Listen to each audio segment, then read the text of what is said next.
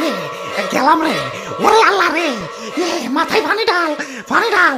আমার তো সমীকরণের সূত্রে বলে গেছে, আমার এতদিনের পরিশ্রম সব জ্বলে গেল রে। আয় পানি আনসালো কইরা। ওরে বাপুরে, রাত পোহাইলে ইলেকশন, এমন সময় নেতার মাথায় কি ভূত চাপলো নাকি? নেতাই এমন করতেছে কে রে? কি হইছে? দাদু দেখো না, খালি কইতেছে সমীকরণে ভুলে গেছে। হাই রে, আমার তো সমীকরণে ভুল হইয়া গেছে রে। এই শেষ মুহূর্তে আইসে জনগণের আসল রূপ আমি চিনা গেছি। আরে কি হইছে খুললে কও। আমি ঢাকা 420 আসনে খারাইছি। ভোট চাইতে চাইতে জীবন শেষ। একটা দুটা চাপা ছাড়ছি। ভোটে জিতলে রাস্তা দিমু, ব্রিজ দিমু, প্রতিটা ফ্যামিলিরে কার্ড দিয়া ফার্নিচার বানিয়ে দিমু। যার কাছেই ভোট চাইছি হ্যাঁ স্বীকার হইছে, কইছে ইনশাল্লাহ ভোট আপনারই দিমু। স্বীকার হইলে তো ভালোই, এনে টেনশনের কি আছে? এই শিকারই তো টেনশন। এতদিন তো জানতাম ইলেকশনে আমি কনফার্ম পাস করব, কারণ যার কাছে ভোট চাইছি কেউ তো না করে নাই। এখন সবাই যেহেতু আমারে ভোট দিব, আমার পাস তো কেউ ঠেকাইতে পারবো না। তো চ্যানেলের নাম কি? ইলেকশন এখন এক গোপন সূত্রে জানতে পারলাম এই জনগণ বিরোধী দলের নেতারেও নাকি একই কথা কইছে।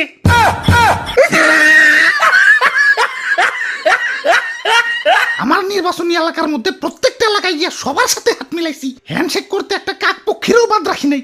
ভোটার টয়লেটে গেলেও এক হাত দিয়ে নাক বন্ধ করে আরেক হাত দিয়ে হ্যান্ডশেক করছি। সবাই আশ্বাসও দিচ্ছে যে ভোট ইনশাল্লাহ আমারই দিব। নির্বাচনে পাশ ধরে বয়ে রইছি।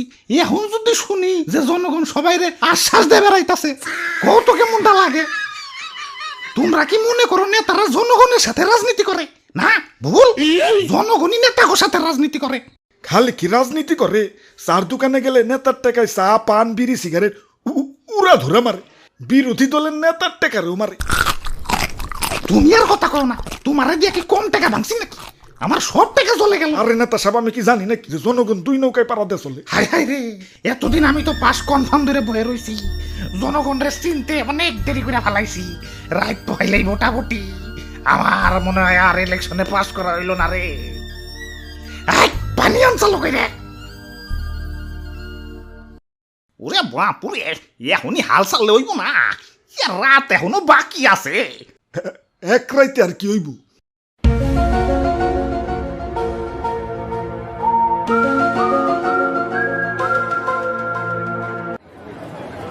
ভোট আছে, ভোট একদম তাজা ভোট। ওই দেখ খেলন ভাই, খেলন ভোটলন। আরে তোরা এই রাইতের আধারে আমারে কই নিয়ে আইলি? ওরে বাপুরে, এটা ভোট বাজার। এখানে আগের রাইতে ভোট কেনা বেচা করা হয়। এই ভোটলন ভাই, খেলন দেখ খেলন। এই নেতা সাহেব এদিকে আসেন, ভোট আছে, ভোট একদম পিওর ভোট। বাহ, সুন্দর তো। আরে এই বাজার এতদিন কই আসিল? এতদিন একটা কামের জায়গায় নিয়ে আইছস। এতদিন আমার টেকা তো টয়লেটে টিস্যুর মতো করাইছ। টেকা কোনো কামে আইছে? টেকা ঢালতে হলো জায়গা মতো। ভাই ওটা ভোট দেখান তো। ভাই ভোট তো আমার কাছে দুইটা ছিল, আমার আর আমার বউর ভোট। কিন্তু এখন তো একটা আছে। কেন? আর একটা কি হলো? দুঃখের কথা কি কমু, আমার টুকটুকে বউডা কার হাতে জানি পলিয়ে গেল। ওই ভাই এদিকে হো, আমার 4 ভোট আছে। বাবা, মা, আমি আর আমার নতুন বউ কাই ভাগে নিয়ে আইছি। ধত, তোকে 2-4 ভোটে আমার কাছে হইব? রাত তো হইয়া যাইতাছে, সময় বেশি নাই।